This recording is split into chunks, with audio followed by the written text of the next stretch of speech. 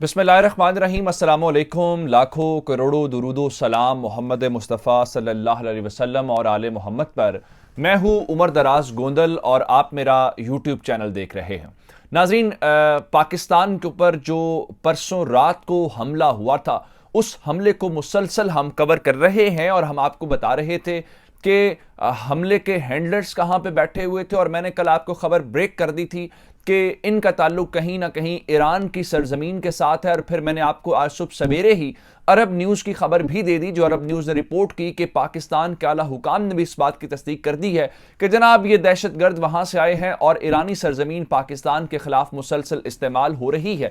जिसके बाद अब बारी थी ईरान की कि ईरान इसके ऊपर क्या कहता है। क्या ईरान इस मुकदमे को मानता है पाकिस्तान के कि उसकी सरजमीन पाकिस्तान के खिलाफ इस्तेमाल हो रही है या नहीं हो रही, या फिर उसका ओवरऑल बयानिया क्या है? क्या वो इसको रोकना चाहता है? क्या वो तालिबान वाली पॉलिसी है कि खामोश भी रहें और बोले भी ना, होता है जो होने दो और हम इसके ऊपर खामोश तमाशाई बने रहेंगे? लेकिन बिल आखिर जो अफगानिस्तान जो ईरान है उसका बाज़ाब्ता एलामिया सामने आया। उसकी क्या वजूहात हैं? आखिर ईरान के ऊपर यह प्रेशर आया है या फिर पाकिस्तान के आला हुकाम ने ईरान से डायरेक्टली बात की है, मैं आपको यह बताने वाला हूं। और दूसरा यह है कि पाकिस्तान के अंदर मैं आपको कहता रहा हूं, जनवरी और फरवरी बहुत क्रिटिकल होने वाले हैं। यहां गड़बड़ करेंगे बहुत सारे लोग, तो पूरे मुल्क के अंदर हाई अलर्ट नाफिज कर दिया गया है। क्या पाकिस्तान की वजारत दाखिला ने इंटेलिजेंस एजेंसियों और जो पुलिस के हुकाम हैं उनको क्या बताया है, कौन कौन से शहरों में ज़्यादा खतरा है और किस बात का खतरा है। और आखिर में मैं आपको बताऊंगा कि ये जो हमला हुआ, तो हमें ये अंदाज़ा था कि जो बलोच बेचारे हैं, इनके नाम के ऊपर ये जो तंजीमें खड़ी हुई हैं, इनके पास इतनी कैपेसिटी है नहीं, क्योंकि इनके पास कोई इलाका नहीं है जहां पे ये ट्रेनिंग कर सकें। इसी वजह से हम ईरान वाली बात भी कर रहे थे। तो मैं आपको बताऊं कि इस हमले के हवाले से क्या बताया गया है कि इसमें टीटीपी भी शामिल है, वो भी कहीं ना कहीं इसके अंदर इन्वॉल्व है। ये तमाम डिटेल्स आपको देंगे, लेकिन अगर आपने अभी तक चैनल सब्सक्राइब नहीं किया और आप चाहते हैं कि आपको मुस्तनद और बर वक्त खबरें मिलती रहें, तो हमारा चैनल सब्सक्राइब कर लीजिए, बेल आइकन के ऊपर क्लिक कर लीजिए ताकि हमारी आइंदा आने वाली वीडियोस बर वक्त आप तक पहुंच रहे। मामला यह है कि जब हम बलूचिस्तान के अंदर होने वाले इवेंट्स को देखते हैं और जो तंजीमें वहां पे जिम्मेदारी कबूल कर रही हैं, हम उनको देखते हैं, तो इसमें एक फ़र्क है। मिसाल के तौर पे आप मुख्तलिफ तंजीमों को जब देखते हैं तो उनके पास कोई ना कोई इलाका होता है। इवन अगर आप डाकुओं को भी देखें, जैसे पाकिस्तान के पंजाब के अंदर कच्चे के इलाके में डाकू हैं या सिंध के अंदर कच्चे के इलाके में डाकू हैं, तो वहां पे होता है कि उनके पास एरिया होता है, वहां पे वो ट्रेनिंग हासिल करते हैं, या वो नो गो एरिया होता है, लॉ इन्फोर्समेंट एजेंसीज वहां पे नहीं जाती। लेकिन ये जो BLA है, ये जो BNA है, ये जो लिबरेशन फ्रंट वाले हैं, इनके पास कोई इलाका नहीं है जहां पे ट्रेनिंग कर सकें, जहां पे इनकी वो अमलदारी रेट हो। तो इसका मतलब ये है कहीं ना कहीं तो ये काम कर रहे हैं। तो हमने आपको बताया कि ईरान की सरजमीन पाकिस्तान 2019 से कह रहा है कि ये पिन पॉइंट करके ये ट्रेनिंग कैंप्स हैं, आप इनको खत्म करें।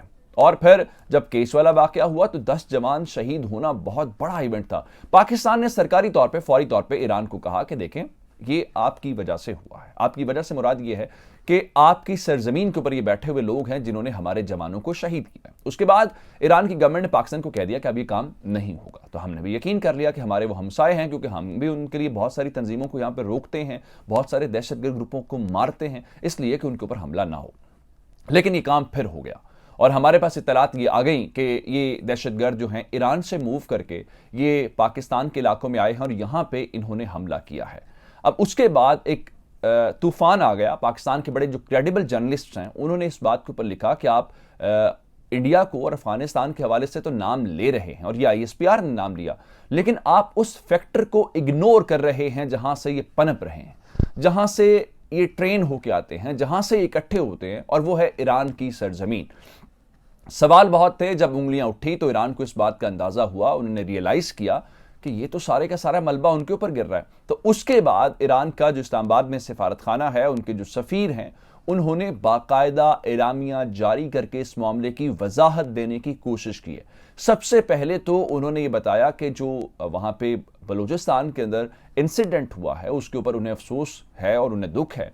दूसरा, उन्होंने दहशतगर्दी की किसी भी सूरत को, उनका जी किसी भी फॉर्म के अंदर हो, हम उसको कंडेम करते हैं। अब दूसरे आगे चल के सवाल ये था कि क्या इन दहशतगर्दों के ट्रेनिंग कैंप्स जो हैं वो ईरान की सरजमीन के ऊपर मौजूद हैं? इस सवाल का कोई जवाब नहीं आया। फिर क्या ये जो हालिया हमला हुआ है केज के बाद वाला, क्या ये दहशतगर्द ईरान की सरजमीन से ही आए हैं? इस सवाल का भी ईरान के जो एनवॉय हैं उन्होंने कोई जवाब नहीं दिया।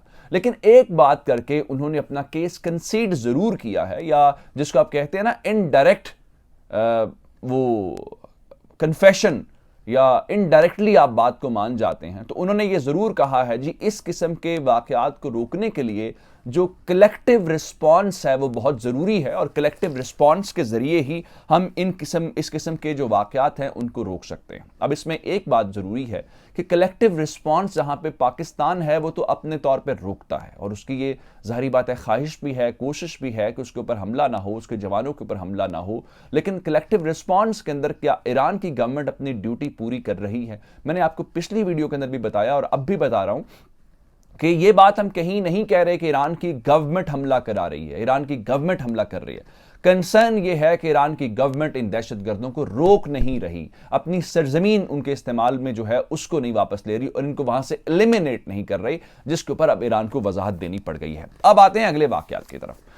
जब यहां पे वाकया हुआ लाहौर के अंदर, अनारकली ब्लास्ट हुआ, तो ये बड़ा अलार्मिंग था, क्योंकि वहां पे जो ग्रुप सामने आया, जो रिपब्लिकन आर्मी था, BRA नामी ग्रुप जो था, उन्होंने जब उसकी जिम्मेदारी कबूल की तो उसके बाद पाकिस्तान ने 5 बड़े शहरों के अंदर एक रेड अलर्ट जारी कर दिया। चूंकि इस्लामाबाद पिंडी के अंदर पुलिस वालों को टारगेट किलिंग की गई थी, उसमें टारगेट किया गया था 10 के करीब जवानों को। तो अब उसके बाद जब यहां पे हुआ और मालूम ये हुआ कि इन ग्रुपों की तो पेनिट्रेशन यहां तक है और आप यहां तक इनकी एक्सेस है नहीं, तो पाकिस्तान ने 5 शहरों के अंदर रेड अलर्ट जारी किया, चूंकि PSL भी हो रहा है। लेकिन अब ये जो 2 वाकयात हुए हैं, और खासकर ये नोशकी और पंचगोर वाला, केच वाले को तो हमने ये समझा कि बॉर्डर के ऊपर अटैक हुआ है हमारे, लेकिन इसके बाद आज पाकिस्तान की वजारत दाखिला ने पाकिस्तान के अंदर हाई अलर्ट जारी कर दिया है, जिसका मतलब ये है कि अब तमाम इंटेलिजेंस एजेंसियों और जो पुलिस के इदारे हैं उनको ये कहा गया है कि उनको गैर ज़रूरी जो चीज़ें हैं उसको छोड़ के गैर मामूली इक़दाम करने हैं।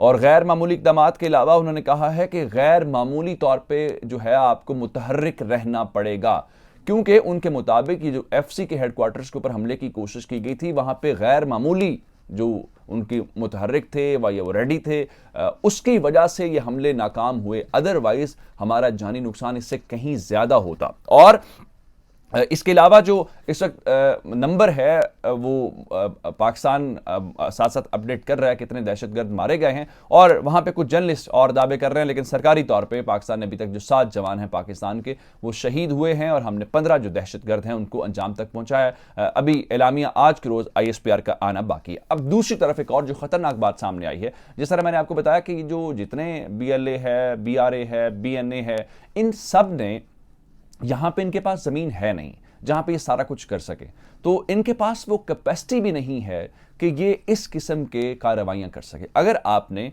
कल जो तस्वीर सामने आई हैं जिनको न्यूट्रलाइज किया गया पाकिस्तान के एजेंसीज की जानिब से, पाकिस्तान के इदारों की जानिब से, आपने उसमें असलहा देखा होगा, आपने उसमें मैगजीन्स देखे कितने ज़्यादा थे, आपने रॉकेट लॉन्चर्स देखे, और अल्लाह का शुक्र तो ये है कि वो पाकिस्तान ने उनकी एक से दूसरी मैगजीन जो है उसको भी इस्तेमाल करने का उनको मौका नहीं दिया कि अभी पहले ही इस्तेमाल कर रहे थे, तो अल्हम्दुलिल्लाह पाकिस्तान के इदारों ने उनको अंजाम तक पहुँचा दिया। लेकिन अब इसमें जो ख़तरनाक बात है वो आज पाकिस्तान की जो इंटीरियर मिनिस्ट्री है उसकी जानिब से सामने आई है, और इंटीरियर मिनिस्ट्री की भी यही कैलकुलेशन है और उनकी कंक्लूजन ये है कि ये जो 11 जनवरी को यानी पिछले महीने के अंदर इन्होंने तमाम तंजीमों का इकट्ठ करके ना एक बलूचिस्तान जो नेशनल आर्मी है BNA के नाम से इन्होंने बना ली है, और जो BNA है उसके पास ये सलाहियत नहीं है इस किस्म के वाक़यात करने की जो नोशकी और पंजगोर के अंदर हुआ है।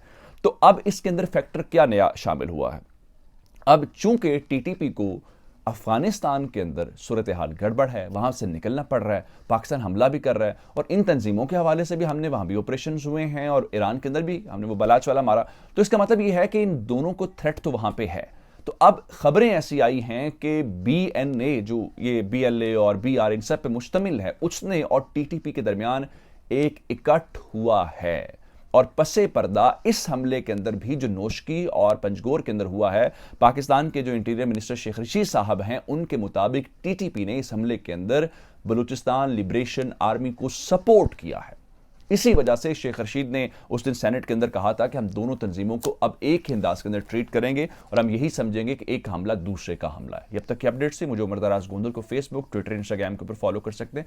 मेरा यूट्यूब चैनल सब्सक्राइब कीजिएगा। आपके इस बातों का बहुत शुक्रिया। खुदा हाफिज।